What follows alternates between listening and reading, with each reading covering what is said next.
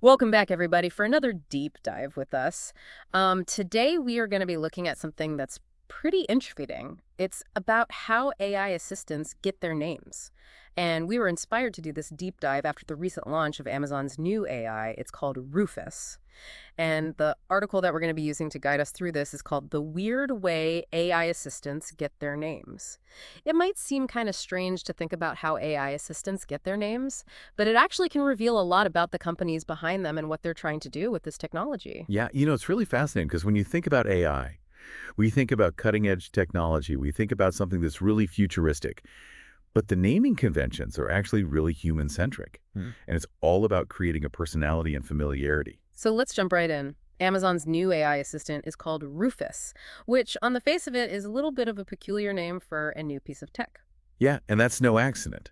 They specifically chose to name it Rufus after the company's very first office dog. No way. So we're talking about back in the 90s when Amazon was just a small startup. Exactly. Like, imagine, a small office, maybe 20 employees, working tirelessly to launch this new online bookstore.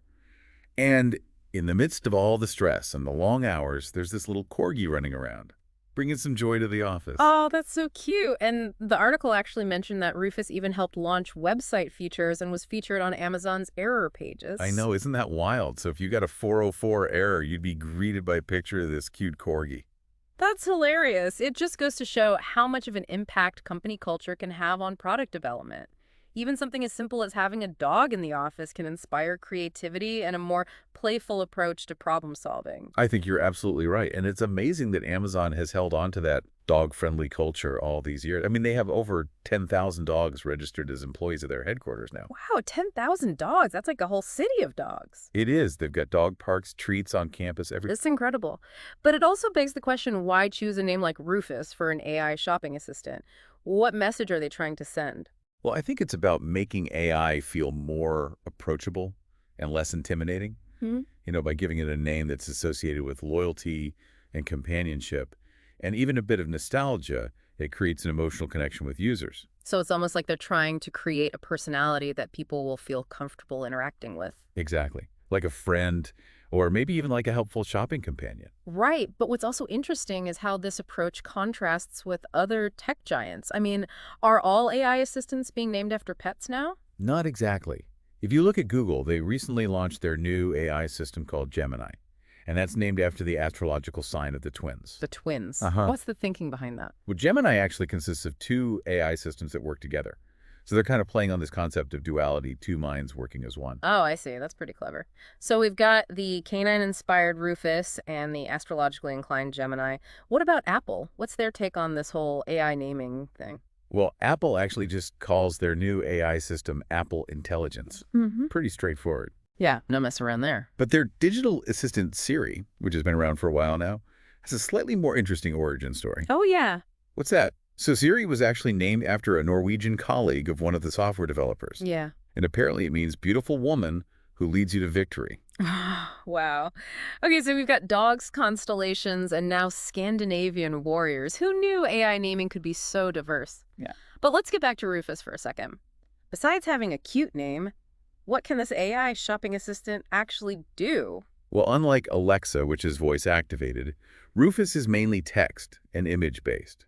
So think of it more like a super smart shopping buddy that's available 24/7 Yeah. to help you find exactly what you're looking for. So instead of endlessly scrolling through pages and pages of products, I can just ask Rufus to find me something specific. Yep, and you can ask it to compare prices or find similar products, or even get suggestions based on your past purchases and preferences. And because it's text and image-based, I could even show Rufus a picture of something I like and get recommendations. That sounds incredibly convenient. But I'm a little bit confused about where Rufus fits in with Alexa. Are they going to be working together, or are they completely separate systems? That's a great question. And for now, at least, they are separate systems with different strengths. Alexa is still the go-to for voice commands and smart home integration, while Rufus is more specialized for the visual aspects of online shopping. I see. So it's like they're targeting different needs and user preferences. Exactly. And it'll be interesting to see if they eventually integrate those systems in the future to create a more comprehensive shopping experience. Yeah, that would be pretty amazing. But for now, let's dive a little deeper into what makes Rufus unique. What kind of information can this AI provide? Well, the article mentions that Rufus has already answered over 100 million customer queries. It can provide information on product details, compare prices, suggest similar items, and even offer personalized recommendations based on your shopping history. So it really is like having a personal shopping assistant at your fingertips. Yeah, in a way. But it also makes you wonder, how well can an AI really understand your personal style? That's the big question, isn't it? And I think that's where the human element still plays a crucial role. AI is great at analyzing data and identifying patterns, Hmm. but it can't fully replicate the intuition and creativity of a human stylist or a personal shopper. Right, it's not like Rufus is going to tell me to ditch all my old jeans and buy a whole new wardrobe. Maybe not yet. Maybe not yet. But it is fascinating to see how AI is changing the way we shop and even the way we think about our own personal style. Absolutely. It's a little bit exciting, a little bit scary, and definitely a lot to unpack. It really is. But before we get too carried away with the future of AI shopping, let's take a closer look at the heartwarming backstory of Rufus the AI's canine namesake.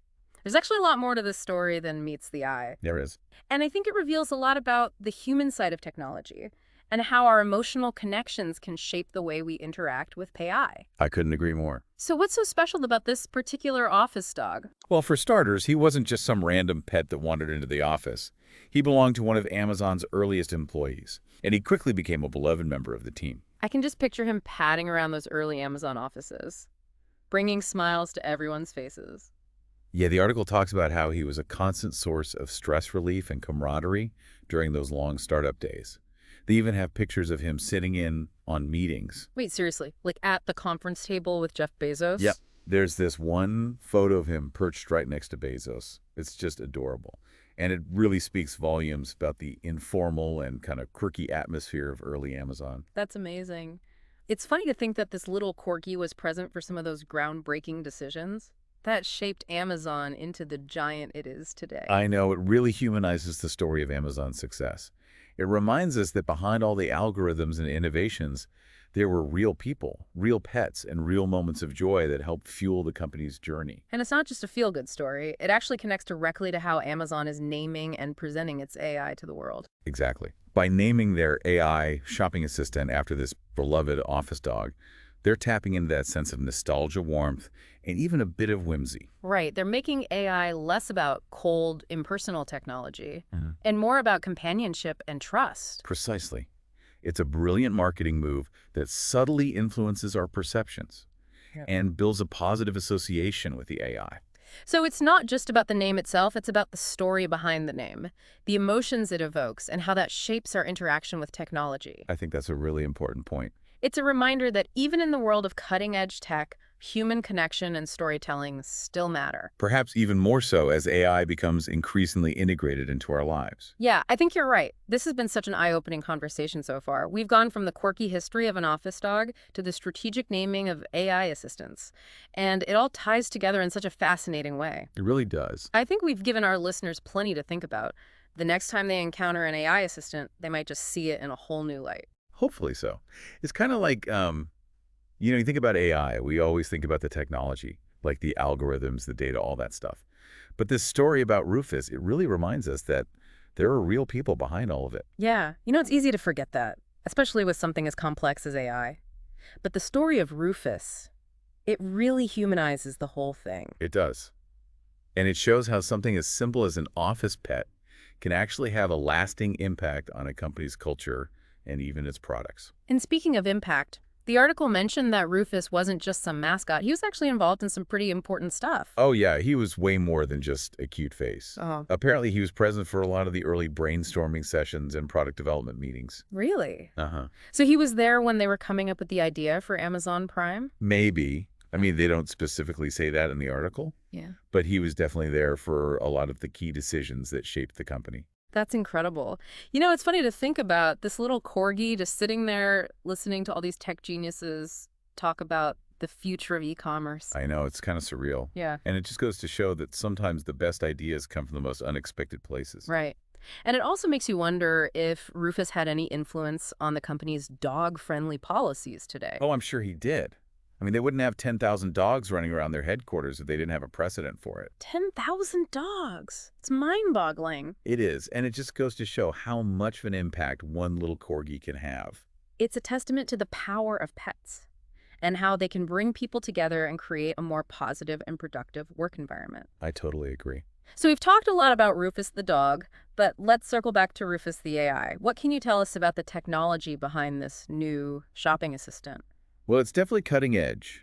It uses a combination of natural language processing, machine learning, and computer vision to understand your shopping needs and provide personalized recommendations. And it's all text and image based. Right, so you can type in your questions or even upload pictures of things you're looking for. That's pretty cool. So for example, if I was looking for a new pair of shoes, I could just upload a picture of my favorite pair and Rufus could find similar styles. Exactly. Or if you're looking for a gift for someone, Yeah. you could describe their style or their interests, and Rufus could come up with some suggestions. That sounds incredibly helpful, especially for someone like me who hates shopping. I think a lot of people will appreciate that. Yeah. But it also makes me wonder, how good is Rufus at actually understanding personal style? Well, that's a tricky question because style is so subjective.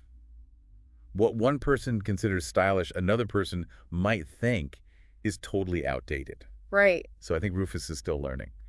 And it will get better over time as it interacts with more users and gathers more data. So it's like a personal stylist in training, Kind of. but with the potential to revolutionize the way we shop. Definitely. And it all started with a little corgi named Rufus. Who'd have thought? You know, this deep dive has really made me think about the unexpected ways that technology and culture intersect, Me too. and how something as simple as a name can actually tell a much bigger story. Absolutely. It's all about the connections we make and the stories we tell. And I think that's something that we should always keep in mind as we continue to explore the world of AI. I couldn't agree more. It's really amazing when you think about it. This whole story about Rufus and how it ties into Amazon's new AI. It really makes you think about the power of names and how they can shape our perceptions of things. Yeah, a name is more than just a label. It's a story. It's an identity. And in the case of AI, I think it's even more important because we're still trying to figure out how to relate to these new technologies. Right. It's like we're trying to humanize something that's inherently non-human. And giving it a familiar name is one way to do that. Exactly. You know, it makes me wonder, if we knew more about the stories behind names of other AI assistants, would it change how we interact with them? That's a really interesting question. Like, would we be more likely to trust an AI that was named after a historical figure or a scientific breakthrough? Maybe. I mean, it's definitely something to think about. Because it's not just about the name itself, it's about the associations we make with that name and the emotions it evokes. And those emotions can definitely influence our behavior. Right. Like if I knew that my AI assistant was named after someone I admired, I might be more inclined to listen to its advice.